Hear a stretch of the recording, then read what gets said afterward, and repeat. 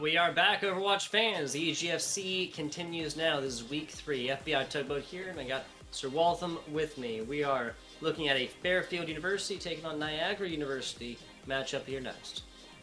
Yeah, overall, an exciting matchup that I'm expecting to hopefully go more than a 3-0 tug. I don't know if I've told you this, but I have a little bit of a 3-0 curse in all the games that I cast where they all, I don't want to say look one-sided, especially after the match of RIT and William and Mary that we just had, but they've all been 3-0s regardless.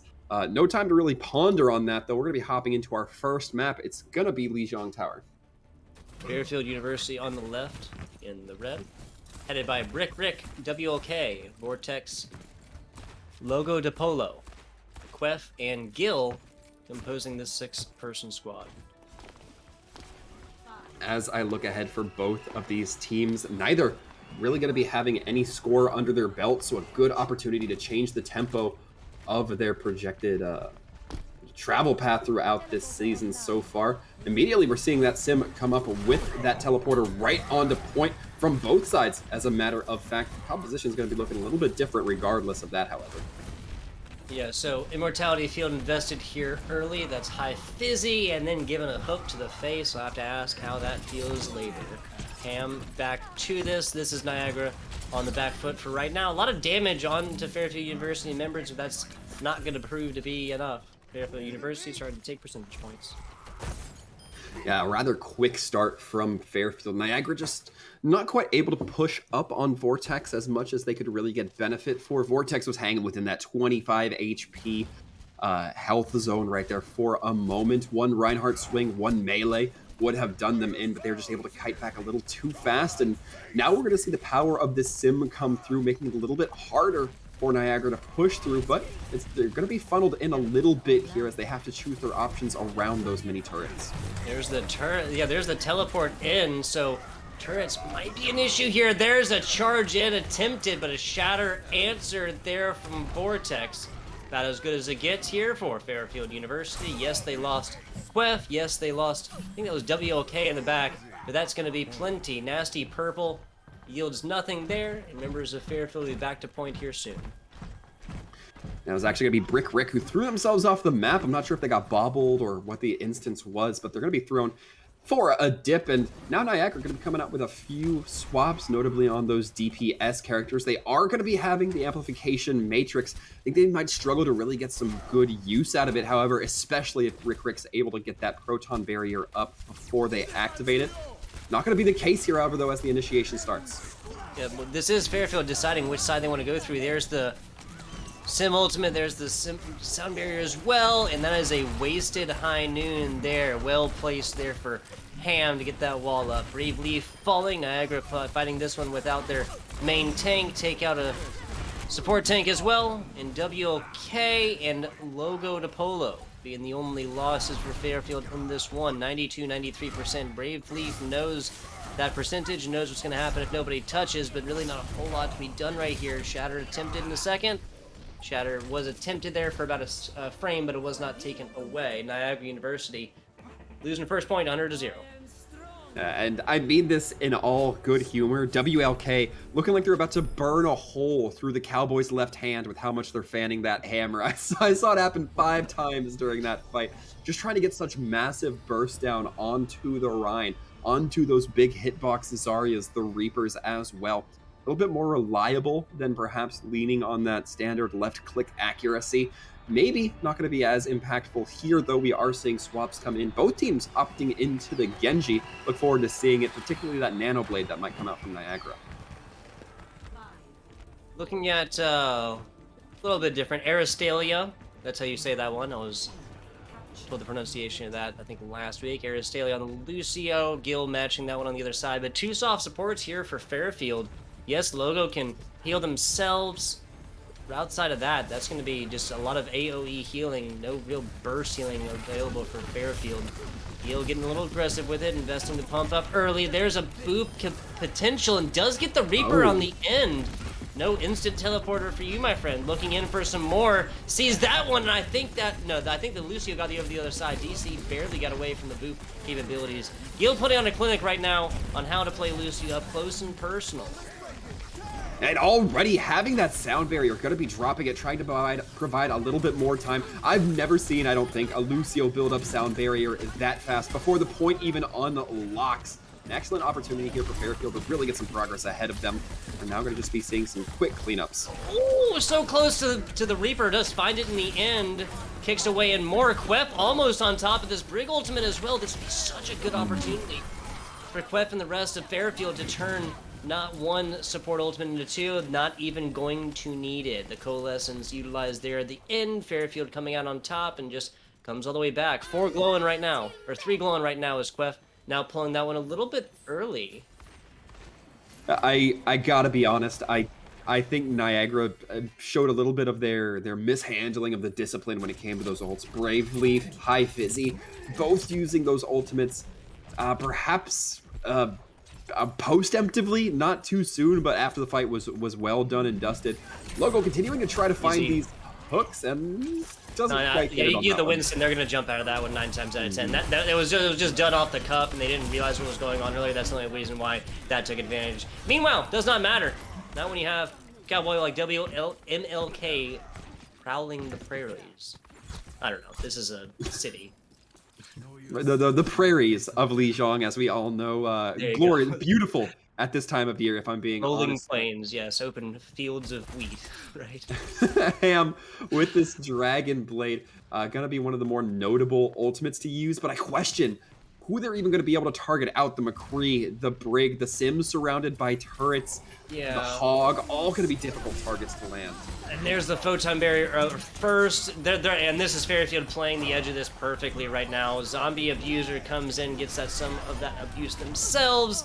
And this is just a little bit of cleanup play. The sound barrier is still on top, by the way, like up until about the end of that statement. So that should tell you everything that you need to know about Fairfield. Like Gil dropping it more like for their own, like I need to keep my team alive. The way that this photon barrier was utilized, Brick Ricks was utilized on the side of Fairfield, just absolutely masterful. They don't even take enough damage for sound barrier to be off more than one person. Like what, 5? It only lasts for 5 seconds. The fact that it's still there is huge. Yeah, I mean Fairfield, just looking excellent. I absolutely support Gil getting this play of the game. I thought it would have been the massive healing they did at the beginning of Gardens. No, in fact, it's going to be some of these plays, the kills, the boop. Rick. Wow, so Gil gets robbed on that, dude. Yeah. It was Lucio support, or Lucio made myself, like, it just burns me on the inside, right? You get the boop out and everything. At the end of the day, just minor tech, what it is really, like the boop comes in, but Brick Rick made connection with the ground, but the momentum is still going off. And so, you know, it's counted with them jumping off, whatever. It's the difference of a couple ultimate charge points, and especially once you do it against the Cowboy there, literally, 4 seconds later or something like that, in the same play of the game right there, doesn't ultimately matter, and especially now when Fairfield is taking this one 99 to 100, or 99 to 0, then 99 to 0, right? Yeah. It's gonna be looking pretty good for Fairfield so far. I don't want to say that this is Niagara's one problem, but the biggest problem I think I saw, particularly on that Gardens, was that they were. I don't know if it's that they didn't know how to run their comp against what Fairfield was holding, or they just didn't necessarily play what was most optimal for them. But that Genji pick, again, I mentioned all the counters that Genji had: the Hog, the Brig, the Sim turrets, the Cowboy. There was just nothing that you can really find a nice soft target on. And by the time we saw them pull that blade out at the very last, I guess in the last overtime, immediately gets taken down, immediately shut down by that Brig. Hopefully they learn, they adapt, they don't carry that forward into the games with them, because it took way too long for there to be literally no payoff on that ultimate.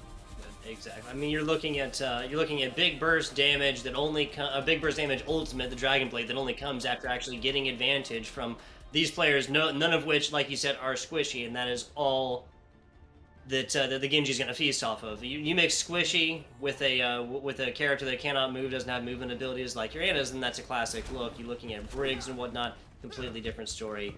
Just all the way through, not even counting Winston's and tank plays coming into that one. As it is, Niagara University going to be playing on the offense. See how this goes in. We've seen Zombie Abuser on the Sim. Not a bad look, not against it. Yeah, I think that if we see anything, it's going to be that classic look of using the sim just to get the Bastion in some wonky position, although that would be the case if Zombie Abuser in fact stays on the Bastion. Can we call Remains it to be the seen. Mandata hat? I like that. That's kind of what it looks like. Or Yeah, maybe crown, because he is a king, right? I'm not that Or I familiar think with the lore. Um, just it a was a just a head monk. monk, right? Yeah, I don't. I mean, I don't know they if made they a wear statue of the crowns. man or the robot. I mean, like. Fair enough.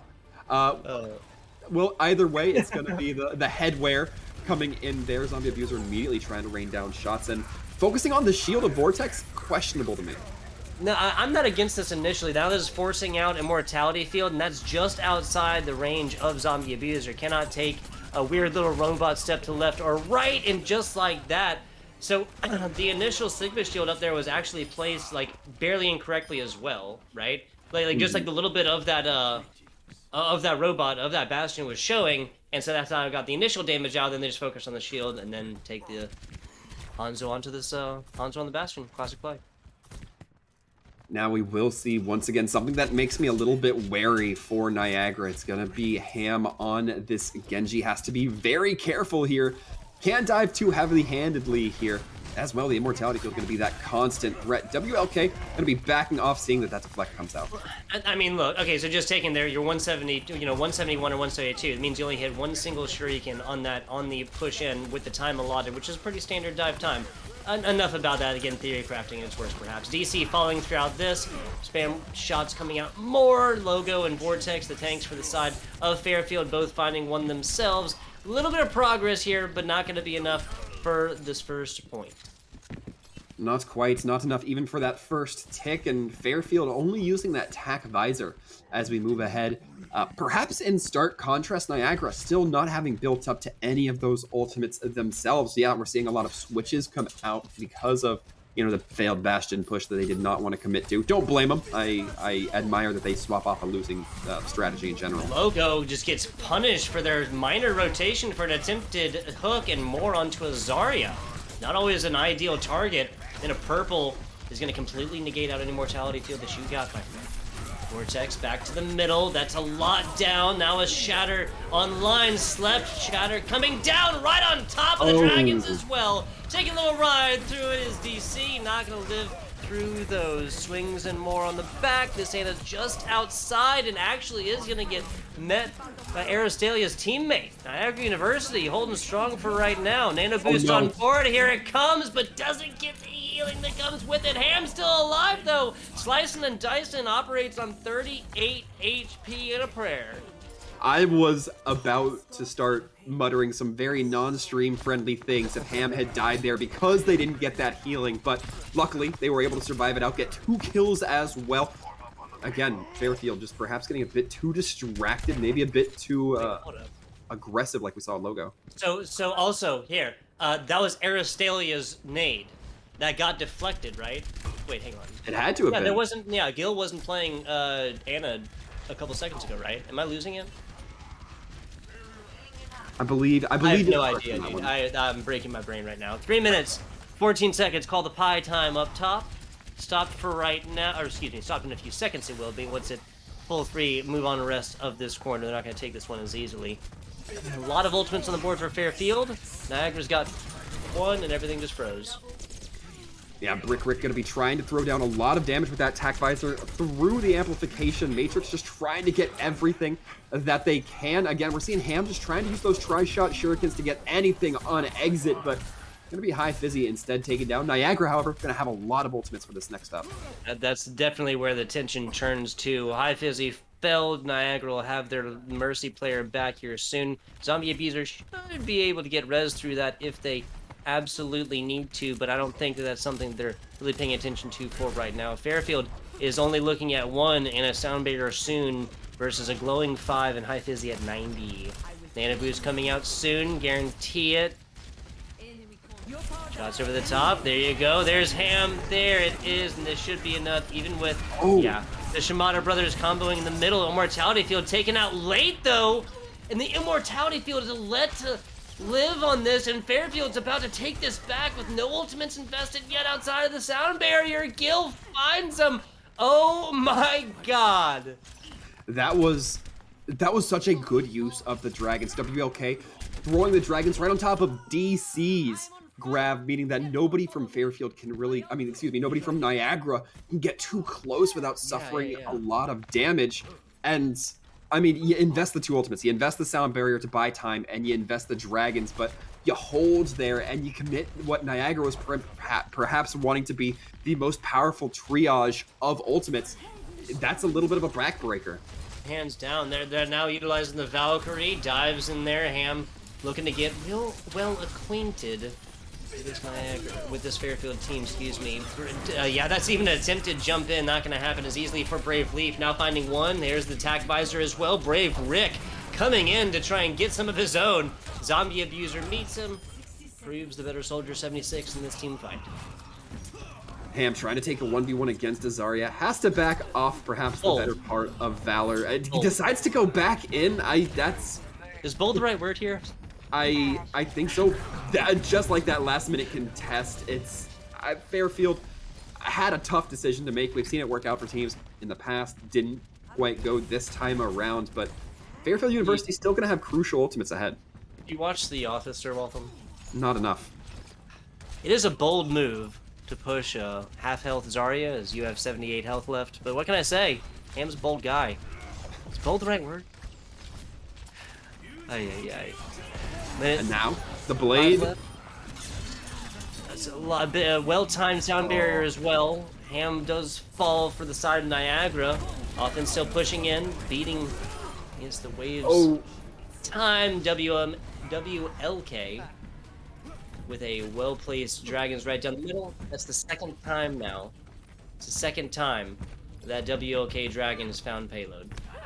Yeah, I mean, that was excellent. I think that there was trying to be coordination with Ham and Aristalia, but it just wasn't quite there. Or maybe perhaps Zombie got a little bit too far ahead of their Ana.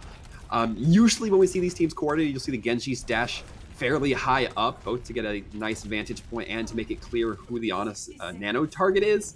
Gonna be a little bit difficult, especially with Aristalia falling down, trying to be contested. Actually gets WLK, that's nice. Yeah, punished for the aggression, shows the head again. WLK failed on that one. 45 seconds left. There comes the aimbot as well. A decent angle on this one, now forced in the back. A tri-rocket to have been great at that point, but does not matter. Fairfield gonna find everything they needed from the second Gravitron Surge. Graviton? There's no R in the second part of it. Graviton Surge, excuse me. Either way, Niagara gonna be very happy that they managed to complete their Fairfield gonna be feeling very happy that they managed to complete their no, it was Niagara. I'm all mixed up. I'm all mixed up here, but like, Niagara. Fairfield's like red up top, but yeah, Niagara's in the right and the red. Yeah, it's very confusing color palettes, but you know, we can't blame anybody for that except I guess the fates. Production. We can always blame production. You always find a reason to blame production for something. That's the motto of us here at EGF. But now as we look ahead, Niagara really able to use a lot of those. I want to say able to use a lot of those ultimates to good effect, but also showing a lot of weakness in their use of some ultimates. I'm looking at that nano that didn't quite land. I'm looking at those ultimates on gardens that were stacked way too late into the fight. Fairfield, I think, has an achievable goal here. It's all about how they want to achieve it, given Niagara's potential weakness. Yeah, and plus, Fairfield just had Niagara just had such a wonky attack, you know, that like they had so many different looks at this. They come in with the Mandata hat, as we came to call it, switch compositions wholeheartedly pretty much as soon as they took point. The first team fight there, they thwart out a lot of damage and early as well, and then they end this game in this Kings Row offense of theirs with a completely different composition yet again. Ham on over to a different look as well. I like the May. Yeah, the May, a fair option. It allows you for the choke control at this main entryway. As well, even if they go through window, it allows a lot of pressure to be made on the one or two members who might drop early. So a huge capitalization here, and just exposing that May means your opponents are going to be a little bit slower to react. Logo not going to be bothered by it, though. A little freeze action, not going to be enough. 600 health pool, Roadhog. Fairfield running right now. Hook up top, not even necessary. Just outside of the full team kill bell. Lot more time taking first point. Now we are going to be seeing the swap. Ham switching off the Mei onto the Pharah. Logo not quite able to connect with that. Hook might be just looking to lean away, push members back as much as they can, but Fairfield looks to take up a lot of space, and that's crucial because Niagara really wants to try to hold this archway. Farah counterpick. Yeah, that's what I was going to say. Farah counterpicks are looking slim on the side of Fairfield. Now WLK invested on into the Ashe. That's a lot more attention from not just the hit scans, the Cowboy and Ashe, but also Quef can get there. And they can invest a hook if they really, really want to. Speaking of hooks here, Logo getting it going, bravely paying for that one. Charge in, moved away, and doesn't make connections on the charge. There's the Immortality Field as well. Zoning ultimate, we'll call it for Brick Rick. They're getting super aggressive right here. Niagara not going to have a lot up in the front. Now getting a little bit of rest for the weary, actually. They have two main supports, and you just saw everybody's HP on the side of Niagara on this right side just shoot up instantly because of their utilization of two main supports. Would not have been possible simply on the other side. Getting back to it, and the defense here, up in the top. Farah's mostly been left to her own devices. This Mercy, Aristalia, has been forced to pay attention to other things. Now that's a Brick Rick in the back. Some nasty picks so far. Another shot will separate. There you go. Now that the threat is eliminated, but still everybody down. Ham finding a lot on this one, so this is coming down the last few players here. It is. There's going to be a res up on the... No, it's going to not be the res. Aristalia manages to move too far away. That is so unfortunate. I don't even think it was a boop. Yeah, no, Gil was in position for it, but that would have been like frame difference. I think what it was is they just realized this Zarya was going to die if they didn't get back to res, like literally at that nanosecond. Not even at that second, but that nanosecond or so. Investment of cooldown, I'd much rather have my Zarya alive in front of me. I think I have to tend to agree on that one. And right now, these teams just going to both be looking for posture. And, I mean, wow, Fairfield really looking to bring down the herd, especially with that Animatrix. Fairfield standing up strong, speaking of posture, my goodness. A lot of ultimates on board, Niagara finds nothing with it. Gil feeling comfortable to getting aggressive, because at this point, why not? Yeah, I gotta be honest, Tugboat, I just got confused. I didn't even realize that we had to swap onto the Pharah from Fairfield and off of the Pharah from Niagara. Ham, that may have been the reason they decided to cancel that res, not wanting to be committed to that Pharah. Instead, just looking for that McCree, perhaps a little bit more ground pressure. But now, Fairfield going to be taken to that Sky in the same capacity. WLK opting to play this inside, but this is the only real boot capabilities off of map on this map. So we'll see how that works, if it works, coming into the next. Still rolling in, giving a lot of free space right here, Niagara is. Free real estate, as they say. Now the aimbot coming in initially, that's going to be the first real opposition they've come through. WLK failed in the back, a damage boost and nano, damage boost and attack visor on that one. Excuse me. Pushing aggressive. Niagara University stopping this offensive push. And that was pretty risky from Niagara. They were playing way too split to be able to play that comfortably. Nice read on the Sigma shield, by the way. But they were playing that in a way that if the team of Fairfield was just a little bit more organized, they could collapse on perhaps that Soldier and Mercy without the rest of their team to really back them up. Oh no! That is Logo DePolo once again providing value with the hook early while members of Niagara are paying for their aggression by putting themselves in non-optimal situations. DC failed as well. No grab on board for this. WOK finds a couple right there, followed up with a charge. Fairfield University on a run. Members trying to get back. Warriors going to pay with their life. That's quite a stagger. No, High Fizzy gets out? Okay, I was going to say. Not quite. Oh, so far, I mean, it's looking grim. The Reaper coming out from Zombie Abuser just to try to get tucked in onto Cart, but with Brick Rick on this Widow, that is such a brutal position to be in. Fairfield's striking back right now. In Kings Row, they lost lead, or no, excuse me, Fairfield took lead Jong, and then came in with a much more impressive time bank on this. It'll be 3:16 to a minute, Sir Weltham. Yeah, only maybe 2 pushes are going to come in from Niagara on this attack, which they will start on just because of how short that time bank is going to be. And this is one of the weaknesses that Niagara needs to try to not fall into. They need to have a composition that they anticipate will work. And what do I mean by work? I mean, it will probably have to be proficient at coping with Logo's Hog, because that's been something we've seen getting pick after pick on all of these. And we have a little bit of spectator advantage here. Also deal with the Bastion and potential Torbjorn that are coming out. From what we're seeing, it's not a bad look. There's not a whole lot of spam damage here, but with the Discord or from Aristalia will definitely help against this Bastion. But of course, getting it there through the shields of Vortex will be the next step right there. Turrets as well with Brick Rick on the Torbjorn. Yeah, it's going to be difficult to just punch through this. So many different angles of attack that can be had. That turret can be like a 7th point of engagement. If you're looking for it, Brick Rick right now just trying to figure out perhaps where the best placement is. I don't see that turret on the field. There it is. It's going to be in the corner behind that hotel. But right now, Niagara going to be looking for that Genji. That's going to be tough. Dealing into the backlines with this turret. Questionable position there.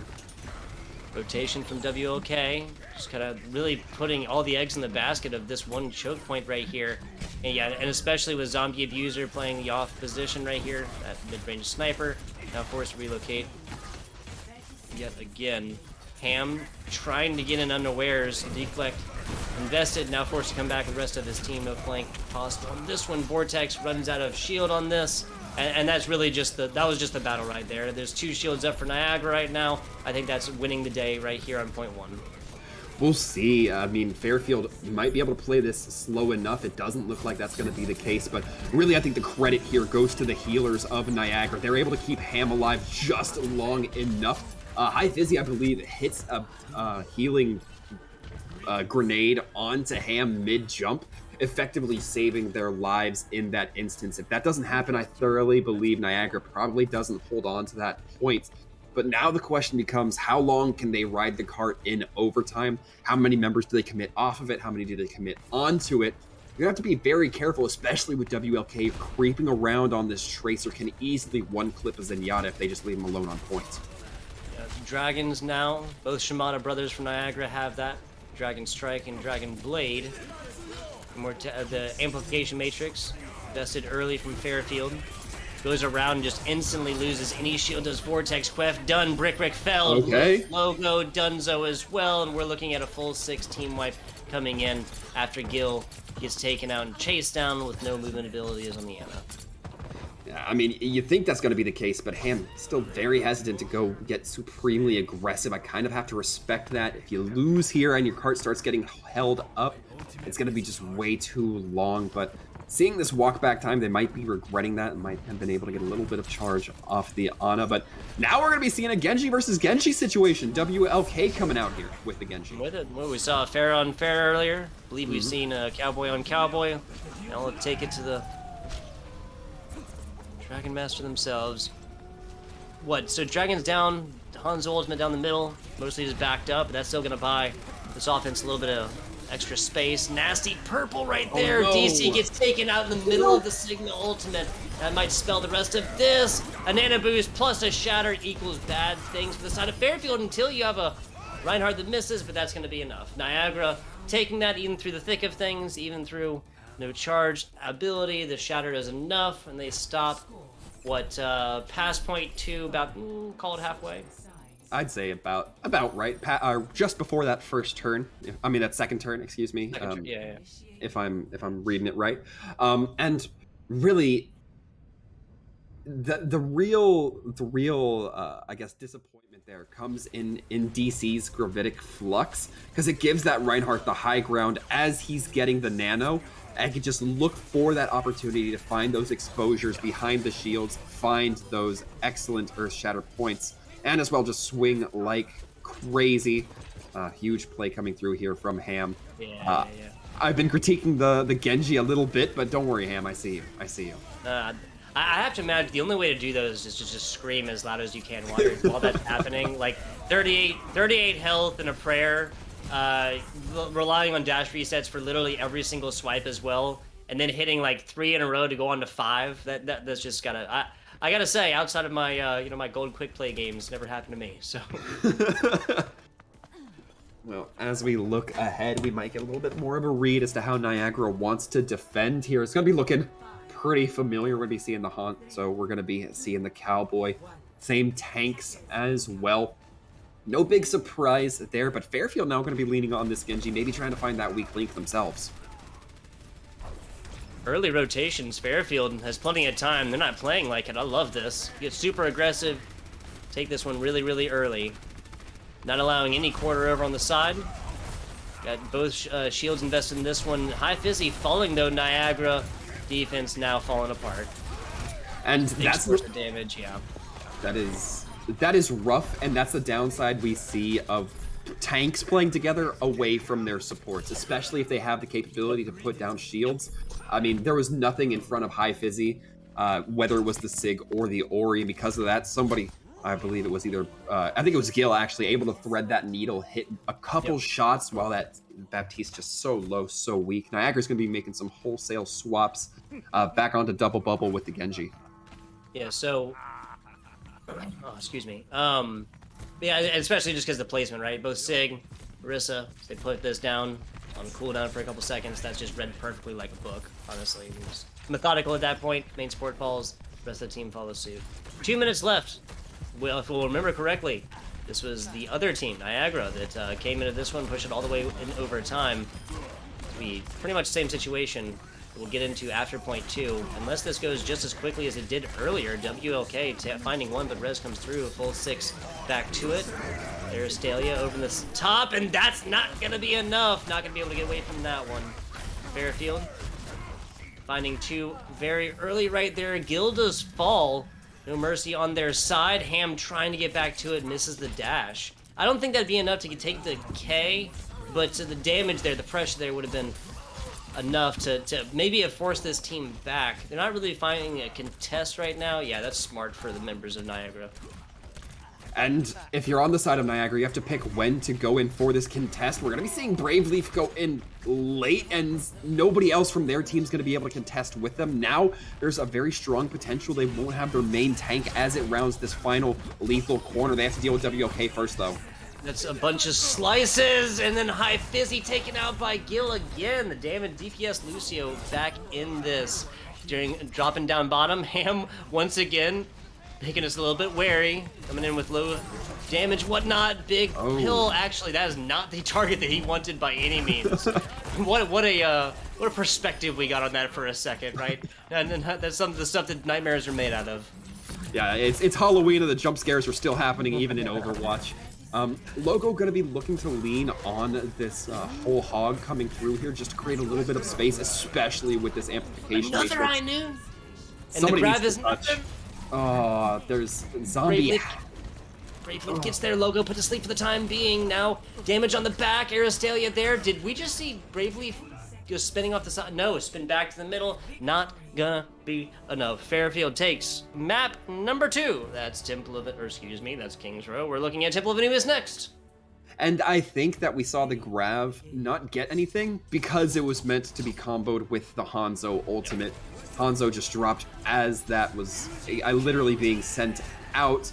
Unfortunate exchange of interactions there, but again, favorite part of the match, the jump scare of the Primal Winston just being right in the face of that hog, immediately turning focus to McCree. Only accomplished giving their life to the opposing team, but yeah, at least spot yourself, the rest of your team a little bit of time to react.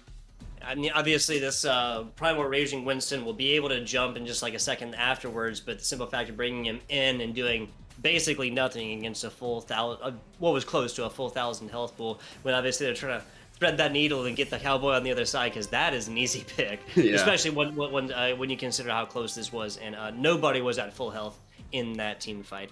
Looking at Temple of Anubis next, King's Row is very, very close. Lijiang Tower again, 299 to 0s. King's Row was quite close. Overtime situations almost attained by the winning squad of Fairfield just outside that, where they came in with like a minute left on the second point after the unlock. But again, you mentioned it. Grav lands, dragons come in.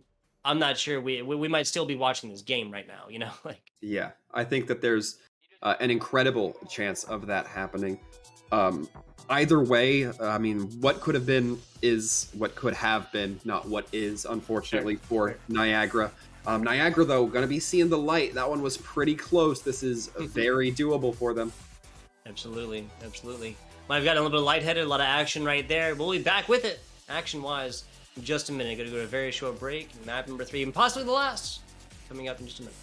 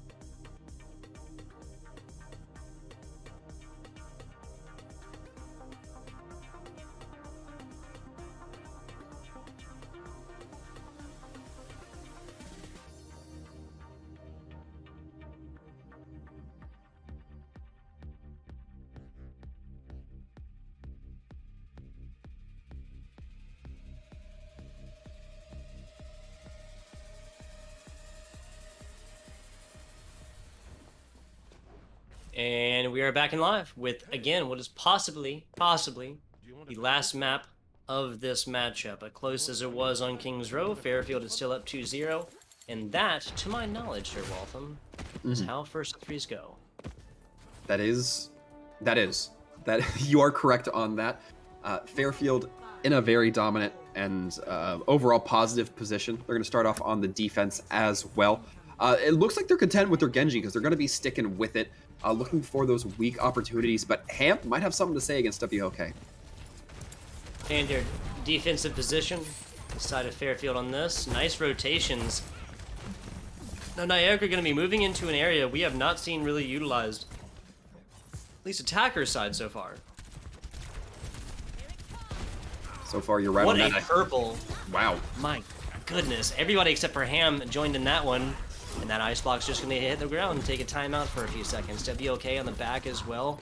Finding chip damage into the side. There's the first little bit as well. Niagara, a little bit past half on this one. WOK tries to get involved. This falls right here. Don't think Fairfield's going to have enough to come back at this one. And that's the unfortunate aspect of what Fairfield's running with this composition. Even though they hit an excellent nade up onto that high ground, except for that Genji, there's nothing to follow up on it. And one Genji, no matter how anti the enemy team is, will not be able to take a 1v6 in any normal instance. Absolutely not. That's 3 ultimates now invested from Niagara. The Valkyrie out after the freeze as well. That's going to be done. Gil, Vortex, both had damage contributing to that. Smart play actually charging the Bob off the side. Brave Leaf not going to be into this matchup, or in this team fight, excuse me, for a couple seconds, but now back to it, healed and ready to go. Zombie Abuser trying to keep teams back and just kind of provide that pressure up in the front. Now Vortex rotated in, contesting away. Same exact 52.6% that they get stopped at on point number 1. How interesting. Vortex not able to keep things alive through that. Now WOK here as well. And a contest, that's going to be Lucio on board, I believe. Yeah, Gil up top, everybody trying to get to them. Not going to happen so easily. Throughout the thick of things, WOK gets ignored, and High Fizzy pays for his team's shift of Oh, attention, we'll call it. Gil still up top. Now comes Zombie Abuser. This has been Niagara that's been sitting on this for like 65 seconds or something. That's Fairfield that was doing that. Again, the colors up top. That's gonna be enough. enough for 2 blizzards worth. Hey, I'm going to be throwing that last one out there as the fight concludes, going in Niagara's favor. But Niagara looking significantly more prepared for this. There were just so many things that were working well for them. That Genji couldn't get close to the Mei. If the Mei's staying tucked with the rest of her team, it means WLK can't get much benefit at all. Logo doesn't have shields to prevent that. If somebody gets hooked and they're within that mist, that spray range, once again, Ham gonna have something to say to them. So many different cogs that are now starting to fit together for Niagara. I just hope they keep this mindset. They keep this momentum up, especially on defense. It's going to be harder to catch Fairfield out. Yeah, it's just way harder to maintain that same sort of progress, that same sort of momentum on offense than it is on defense, because of the whole resets and then just requiring of, again, a full 6v6 eventually, if you're doing your job right, coming into that. We'll see how this goes. WLK over on the Reaper, not seeing them a whole lot on this one, but I can see Reaper doing bad things to this composition against Niagara. It's going to be very difficult. I mean, I think if you're looking at Niagara, the only benefit you have is maybe Ham trying to peel that Reaper away from your tank line. But you can't let that Reaper get too close to your tanks. You can't let him get too close to your supports. Otherwise, he will just chew through them. And these tanks have very limited ways of mitigating that Reaper. Hogs can hook chain shot. Divas can just eat damage infinitely until somebody eventually deals with him. But if he's doing damage, he's healing. It's going to be tough to cope with. Ham on this Junkrat, curious to see if they get the opening picks. It's like one of those things, like a Zarya by themselves versus a Reaper. Reaper's going to win every time. You give almost any character support onto the Zarya as well. Oh, no. It's a different story. Perfect rotation on here. And now the speed boost in. Diva coming across the top. Deciding that's maybe not such a good idea after getting down to 122 very quickly. Now the full rotation. Rick will be back in the middle of this thing here soon. Mortality field invested. Logo making that a non-issue in this. Vortex swinging away for what they could. Now main support down for Niagara. Main tank down for Fairfield. Little bit, yeah, Niagara holding strong on the defense. This Diva joining. That's a soldier that is going to be able to get out. And Logo as well, getting super low. Not going to be enough. Here comes the Riptire. Takes out the main support of Fairfield. And now I'm going to say this offensive push is probably not going to get the same amount done. Yeah, we talked about, or rather you talked about, Tug, the main support for Niagara, the main tank on for Fairfield. The difference is Niagara has another high capability healer in that Mercy. There is nothing to shield damage when Vortex gets taken off the field. Logo continuing to try to contest this high ground, but it just has not been getting the value that they need to, even allowing that res, no boosters to knock Mercy away. Yes, that was kind of a great read by High Fizzy as well. Bravely falling, so maybe wouldn't want to have that res back, but after a sound barrier drops, Fairfield is able to get hyper aggressive on this. Half of Niagara now down. That's going to be enough for point number 1. And it took them a little bit of time. Fairfield finally able to get things moving here, though, and they're going to have a couple really oppressive ultimates to lock onto. Ham going to have to try their best to separate this team with the Mei walls that are coming through. The Earth Shatter is going to be the only thing Niagara has in their pockets to cope, and that might not be enough given that Brick Rick has the Proton Barrier, cutting the field in half in favor of Fairfield. Rotating through dark. I'm not against this at all, given that they only have the one no. field. And there's a teleport. The fake comes through. Perfect timing. Death Blossom out in the middle as well. That's going to be DC. Trying the alternate click when a lot of damage is against them. Ham, the only one left. Picks up picked up big health down bottom, but doesn't quite get to it. Can't get down into the ice formation. Self-destruct, and that keeps everybody off. And everything that Niagara just did on their offense, as pretty, as impressive, as flashy as it was, is going to be boiled down to a 12-second difference. 13-second difference, excuse me. Didn't mean to exaggerate. That was, the difference really goes in which team was more proficient on which point, right? Niagara definitely had a harder time taking that first. It took them, like you said, 65 seconds, a good amount of time. But Fairfield, much more so, struggling on that first point. that's going to start to matter once we see these time banks getting smaller and smaller. If you can get first and your opponent just takes a little bit too long to get there, you can easily edge out a win. I say easily. For these teams, it's not going to be easy. And nothing has come easily here, but the snowball just proved to be a little bit too much earlier for Niagara. And again, everything that was done on first and then second for Niagara was pretty much undone there for Fairfield. But yeah, some fantastic teleporter plays, and what a way to follow it.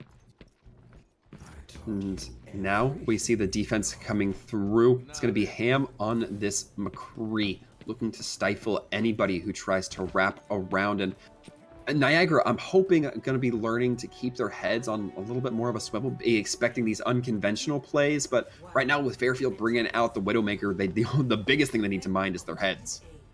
That's entirely fair. A couple different might fall prey to that. Of course, Zombie Abuser on the Reaper, Ham on the new Cowboy with that updated health pool. Fall less susceptible to a headshot. Obviously needing a little bit more on that in the full charge and whatnot. Brick Rick almost pays for getting up there. Who was that even got damage against? That must have been Ham with a charged up shot or something like that. Who knows? Rotate on the side. Fairfield uses what they can out of this Reinhardt shield to begin with. That is not going to be enough. Brick Rick falling in the back. WOK falling in the front. And just absolutely swarming right now is Niagara. This pitch is over. In a minute will be dusted off of Fairfield's offensive time. Yeah, I think Fairfield just took a little bit too long to get there. If you know you have a Widowmaker kind of perched up waiting for somebody to expose themselves, you have to kind of push into them, make them back up into that Widow's line of sight. Not going to be no factor any longer. WLK switching on to that Hanzo. A little bit more mobility, a little bit more comfortability at those mid-ranges, but still going to struggle if their team can't help them get into a good position or force Niagara into one. It's a very low Zarya joined immediately, Wow. and now a Mortality Field invested. Brick Rick taken out by their counterpart. Niagara now Sigma Ultimate and more, taking it wisely, rotating back to this blue squad in Fairfield University. So Niagara continuing to lean in here. 30 seconds separates them from, at worst, a draw. And we look ahead, they have a couple ultimates that are going to make it really tough for Fairfield. If they use that amplification matrix, that Reinhardt Vortex, going to be struggling to get a word in edgewise. Logo might be able to respond with a D.Va self-destruct, force people off that high ground, but it's going to depend on how much Brave Leaf is ready to catch. Oh! The High Noon comes out. Vortex does not maintain this square or this rectangle perfectly. Self-destruct over the top. Have touch so deep. And oh my god, wow. The triple! The pull shot lands and hits every pocket. Fantastic stuff through the thick of things. Brick Rick finds a headshot as well. So the death not just kept to the triple shot self-destruct. Perfectly done. Perfectly done. Logo de Polo just won this game for his squad, or won this point for his team. That is so upsetting for the side of Niagara. They lose DC on the back end. The response will be coming in quick again with the 2CP rules. Zombie Abuser perhaps catching Brick Rick in a rough spot. It's going to be a good start for the team that now has respawn advantage. Yeah, DC already back on this one, already rotated on into point stun and more on the Vortex. A lot of attention here. Shatter is capable, and now players are moving in. There it is! That's landed on almost everybody on the side of Fairfield. Charge in and more. Vortex trying to follow this one up, getting super low, still alive until the very last little bit there. WLK trying to find something here as Dragons and more. No more time to play around. Lots of damage onto Aristelia. Takes that one entirely. Fairfield University on top of this one now to try and take off these respawns. That's a super low Reaper in the back. Now shifting attention towards the middle. DC taken out by a fantastic Rocket Punch. Now a little Doomfist on Doomfist action. Back to it. Baby Diva's not out of this one quite yet, Sir Waltham. This is looking so nuts. We've gotten that crucial 1/3 point for Fairfield, meaning that they're going to have some progress to lean into here. The self-destruct from Logo going to be buying a lot of space once again. No surprise, but this is slipping through Niagara's fingers. What a follow-up self-destruct into oh my god, into this Doomfist ultimate. That was perfectly timed right there. They knew that the Mercy was going to be coming around. They know there's not long sidelines, so this Guardian Angel can't be initialized to get like a super fast Mercy through there. And picks the perfect spot on the outside of that little elbow, rounding into point. Take out the Mercy, no res, no group healing, no ult, no nothing. Let's watch this triple kill again. And man, Logo really did save that point for their team. There's not much else to say other than that might have gone a completely different way with Fairfield getting, with Niagara getting the first few kills that were so essential there. Oh man, if you're Niagara, I don't know how you're coping right now. That was such a good round for Fairfield. It really, really was. It really was. Niagara on attack now. They have plenty of time to come at both of these, but accomplished in both with no time left, but accomplished in both. Practically the superlative experience there for Fairfield, and Niagara knows that they're on map and match points. Not sure. High Fizzy doing. Would you call that a dance? Would you call that ascending to the next realm? New dance the kids are doing. It's the latest TikTok craze, I guess. Hey, but enough feeling dated about myself, and now we're gonna be looking in here. Ham on this May once again gonna be looking for some of that segmentation, perhaps buying their team a little bit of space ever so slightly by slicing the pie. Although it looks like a trip right up the gut is gonna be on the menu for Niagara. Yeah, full rotations. That soldier in the back, Rick will at least be able to report to squad, pull in. What a projected barrier. Logo to Polo. Just coming through with the perfect timing on that one. Now rotations to the bottom. Self barrier isn't going to be able to keep it through this. Fairfield fighting this one a little bit split. Now comes bottom. Oh. They're just going to feast on this Orisa. Rick following that one up. A lot more here, but that's not going to be enough. Both tanks deleted from Niagara. And you can't let that happen if you're Niagara. You got lucky enough to where Fairfield wasn't running anything to intercept you on that high ground last time, but not going to be the case this time around. If you're going to try the same tactic, which you can, you have to be aware of Gil. You have to be aware of Logo's rotations for those projected barriers, because if they give it to Gil, Gil's going to be able to get into a position that he can capitalize on. We're going to be seeing some swaps here, double bubble composition, with that Ana now coming into effect. A minute left to try to make these changes work. Like the Texas coming out there a little bit, Sir Waltham. True. Go and give it to Gil. Gil go and give it to you. Gil go and get it done. I don't know. Coming back through, here comes a dive on the top. Bravely plays with that for the life, but opens up the purple right now. So that's actually a fantastic position. Purple done now right, though. So members of Fairfield, both with the AOE healing soft supports, that's going to be enough. Throw in a Soldier 76 healing pad on the ground. This should be a full rotation back, or just like kind of like the bunker up play from Niagara until their 6 comes back. Yeah, and there's not much time if you're on the side, even less time now if you're on the side of Niagara. You're gonna be pinching yourself about that one. WLK getting Ham on the corner. That is ugly. And with the sound barrier, it does look like there's gonna be much time for anybody to get towards point. I'm not gonna call it a mistake. Obviously, they could tell how many players were left, but there's still a touch capability, and Gil, on paper, should have held that until the end. Yada yada, doesn't matter. Fairfield taking this one 3-0 fashion.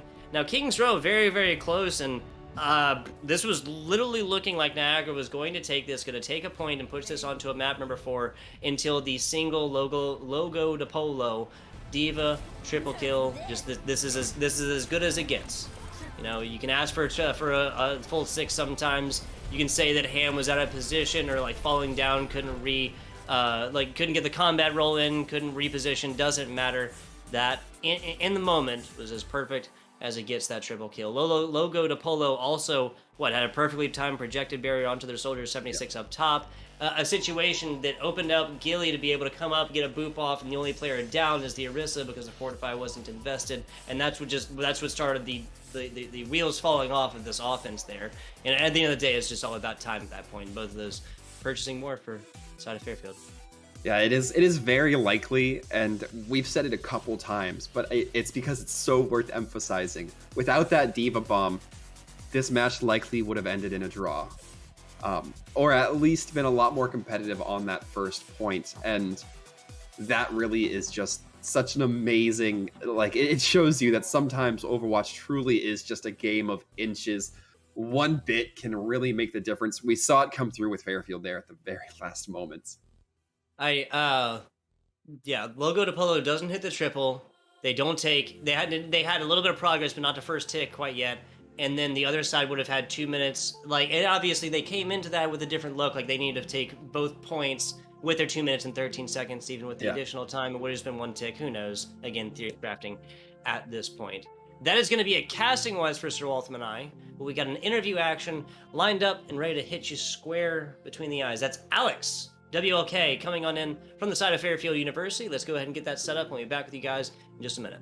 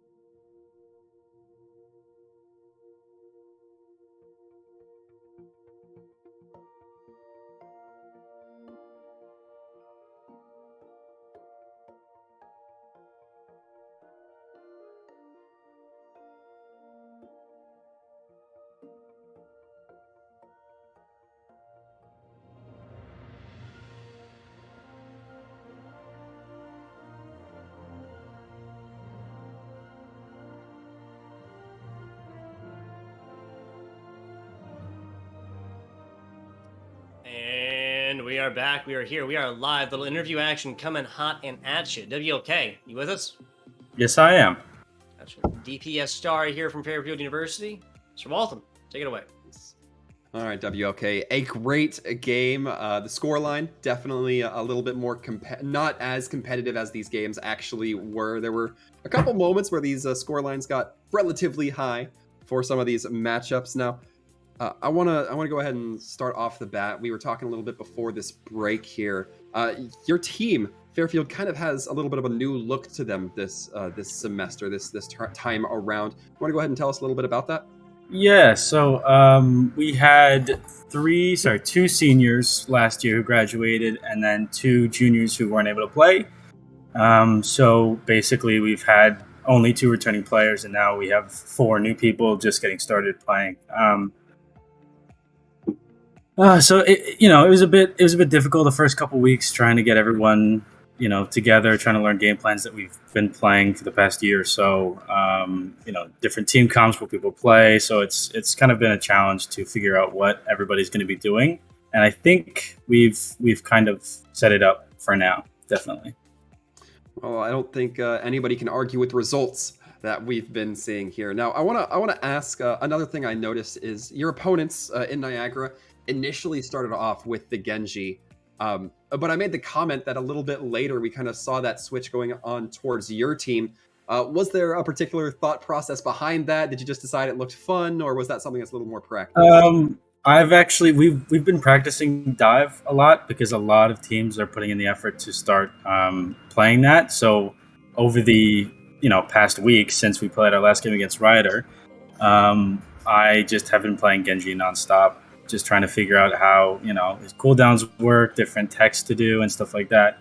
So I wanted to pull it out, wanted to show what I've been learning. It didn't go too well because we didn't have a dive setup for it. But yeah, I mean, and last week against Ryder, we played against Soggy, who I'm sure you know is quite the Genji player. So I actually messaged him and told him to teach me how to play Genji, and yeah, he did a pretty good job, I think. So yeah, it was just a little fun thing I wanted to try and do, but it worked out not as perfectly as I hoped it would. But yeah, once we got our team comp together, then we started winning some games. Well, hey, if nothing else, at least you got some reps in. Tugboat, why don't you take it away for the second half? Yeah, thank you, Sir Waltham. So you mentioned it there. I just want to ask about this. If you can, I can understand if you can't, but if you can, could you list like the most impactful thing that Soggy taught you specifically about playing this Genji player that you really did put on a clinic here today? Asking about it because of the effect that you had here in games. The most impactful thing that Soggy did teach you about the great Genji play. Dive in and hope your shurikens hit. That's about it. Basically. There you go. Dash in, spam, hope they hit, hope you get that dash reset. If not, exactly. It's the support's fault. Exactly, yeah. There you go. Spam, I need healing the whole time. There you go, there it is. There's the utilization of the text chat, right? There you go. WLK, I want to appreciate you. I want to say that we appreciate you and thank you for coming on and giving a minute of your time after the game. Once again, congrats on the 3-0 victory over the side of Niagara. And I want to ask if you have any shout-outs before we get you on out of here. Soggy, definitely. I want to shout out Logan, Logo to Polo. That was a crazy bomb. Last minute, but definitely won us that fight. And Griffin, he's been G-Hill. He's been definitely helping me run the team, so I really want to thank those guys. There you go. Thank you, sir. Well, thank you very much. Not a problem. Hopefully we'll have you back in the interviews box, of course. And again, though, only winners show up here. You got to earn it. Yes, sir. There you go. All right. There you go. This has been the Fairfield Niagara matchup here on the EGFC for week number 3. Now, the good news is you guys got a lot more Overwatch action coming at you. The bad news is it is no longer these beautiful faces and sultry voices that is going to be bringing it to you. We got Jag and some other go-to caster coming on in here to bring you the action for these next other 3 games. Who was it? Some other guy. Some other go-to caster. No name, I'm sure. There you go. But I just want to give shout-outs again. Aeon, appreciate them and producing away, making our jobs as casters just so much easier. And of course, did get the goated TP strats on the stream as well. Would have completely missed that on Temple of Anubis there had they not had the frame of mind and game sense, to come through here and realize that. If I had to guess, if I had to put a number on it, I'd say that person went 7-3 in Open Division. What do you think? That sounds like a very fair result, I'd say, Tugboat. But there you go. Yeah. Definitely possible, says Aeon. Thank you guys for watching. There will be more Overwatch action, so don't tune away. You're just going to be brought it to you from 2 other casters. Again, shout out to Fairfield over Niagara as well. For now, see you next week.